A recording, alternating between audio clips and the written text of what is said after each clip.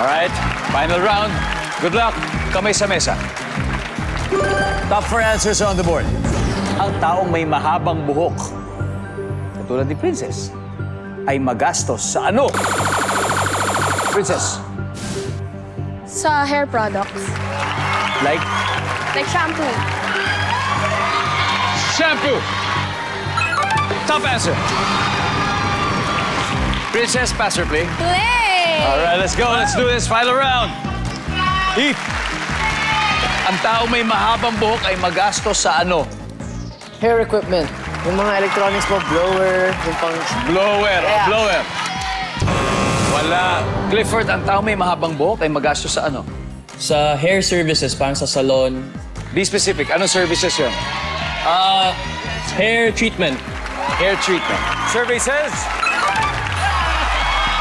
Winona, ang taong may mahabang buhok ay magastos sa ano? Pagupit. Sa pagpapagupit. Magkano ba magpapagupit ngayon? Magkano ngayon? Depende po eh. Parang nasa... Clifford, magkano ba pagupit ngayon? 1,000. 1,000? Survey says... Final Princess, isa na lang. Ang taong may mahabang buhok ay magastos sa ano? Pakulay ng buhok. Pagpapakulay ng buhok, nandyan ba yan? Wala. So guys, usap-usap lang kayo. Heath, one last chance. Ang taong may mahabang buhok ay magastos saan?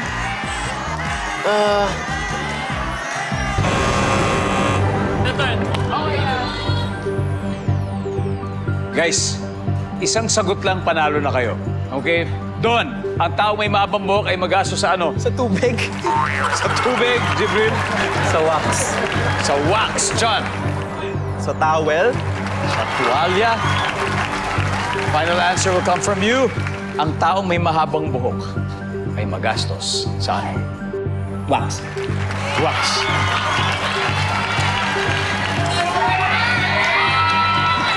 Okay, ang sabi niya ay wax or product. Ang sabi ng survey ay...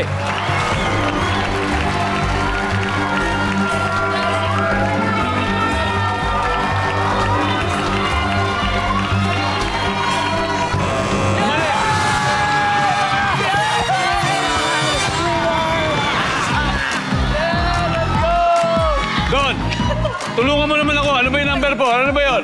Ano yan? Ha? Ano po yan? Uy!